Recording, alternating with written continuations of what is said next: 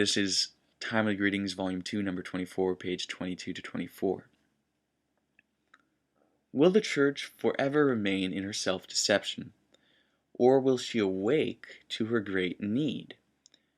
We shall have these questions answered if we turn to the Revelation. And then he quotes Revelation 12, 16 to 17 and 19:10, which we've already read or touched on previously, so we won't read it again. But notice how he blends them together right here.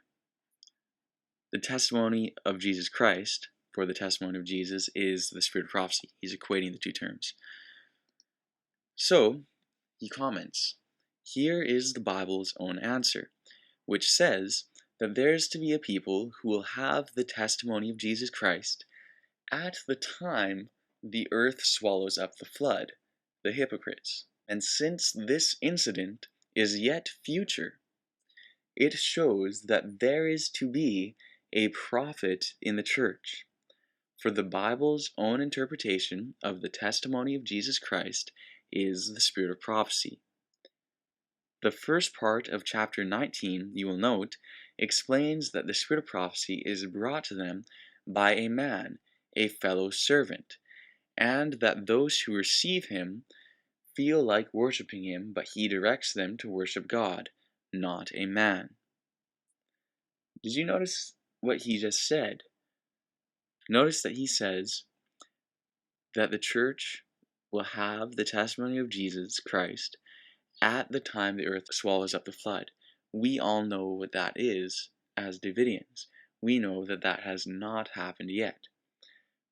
And he clearly says, and since this incident is yet future, it shows that there is to be a prophet in the church. Do you get what he's saying? He's saying that at the time the earth swallows up the flood, there will be a prophet in the church. Now I know that this conflicts with what most of you believe, because you believe that Victor Houteff was the last prophet. Now, hopefully this is getting you to seriously question that conclusion, because of course, he is teaching something different, as we can see here. Now, I know that in your minds, all these objections are rising up, and all these, well, but he says here about Elijah, or he says this, and he says that. There's going to be another video following this, and I'll likely have a link to it at the bottom of this video in the description box. In that video, I can assure you that that video will help you out a lot, because I'll be going through every statement in the writings of Victor Houteff that are used to say that he was the last prophet, or that there was no message to follow his message. And we will clearly see that that idea is a gross misconstrual of what is being said, or a misunderstanding, I should say, of what is being said, and that is not at all what the Shepherd's Rod message was ever teaching. So we're gonna continue on here. The remnant that are left, the saints who are not swallowed by the dragon's flood as the earth opened her mouth, you note, have the testimony of Jesus Christ, the living spirit of prophecy, active in her midst, or in their midst. The church, therefore, will not sleep forever. The true people of God will awake to their poverty. They will profit at this rousing call, but the dragon's flood will fill the bowels of the earth. So notice here he's adding this other term, active, and we'll see that he equates active spirit of prophecy with living spirit of prophecy. So continuing, let no one deceive himself, and this is so key. Please pay close attention to what is said here, and what is the point. Let no one deceive himself by thinking that the Bible itself is the active spirit of prophecy. Let us be God's real people, logical thinkers, not bait hunters. The Bible, without the human channel, is as inactive as though it were but ink and paper. Moreover, the Spirit too, apart from man, is also inactive. Notice, the Spirit too, apart from man, is also inactive. He too works through the human agent. Hence, without an inspired interpreter. The concealed prophecies and the spirit that unfolds them are inactive. Moreover, how could it be said of one particular group having the spirit of prophecy when all the sects in Christendom have the Bible? So notice here, there's a few points that he makes. First, he says that the Bible itself, by itself, just the writings of the Bible prophets, that in itself cannot be the active spirit of prophecy.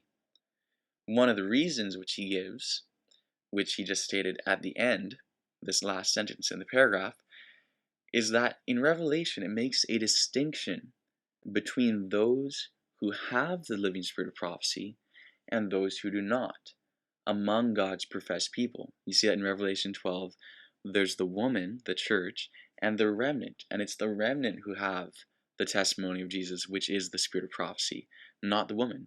So we see that the church at large do not have it, but the church at large have the Bible, right? So you can see there's that distinction made. You can see that. So the point is that the Bible cannot be, in and of itself, the spirit of prophecy. And he also makes the point that the Spirit, the Holy Spirit alone, without the human agent, cannot be the active spirit of prophecy. Why? Well, because the Spirit, apart from man, is inactive. So there are some who believe that the Holy Spirit alone is the active spirit of prophecy, but clearly here this is teaching otherwise. And that I touch on if you look through, especially the video that I have that goes through this topic, specifically through the writings of the New Testament. You'll see that clearly, and also the one that goes through it by example. Okay, so the last paragraph here says, "The remnant who have the spirit of prophecy among them are directed to keep the commandments of God, while the rest of the world, through the influence of the dragon, persecute them. In this light, you again see that the remnant will escape from the present self-deception that has befuddled the whole Christian world." Are you befuddled by this self-deception? Notice it's clearly ringing with a note of warning. Really consider this. This is the trap that all generations have fallen into, is it not? Isn't that what happened with the Samaritans? They said, no, we have the writings of Moses, but we don't need any other prophets. We have our spirit of prophecy. We have what we need. We don't need any other prophets. Then what happened to them? They fell on the wayside, and then it was only Judah who continued, right? But then Judah made the same mistake, right? In the time of Christ, they said, oh, we have Tanakh, right? We have Moses and the prophets and the Psalms. What need we of further revelation? Why would we need another prophet, aka Jesus Christ and the apostles, right? Is that not the mistake that has been made in every generation? And Christianity made the same mistake, right? They said, we don't need any further revelation. What need we of Ellen White's writings, right? Those of you who are Adventists will understand that. And Davidians, you should understand that Adventists made the same mistake. And A.T. Jones pointed it out in 1916 when he wrote, shortly after the death of Ellen White, he wrote an article addressing this whole issue.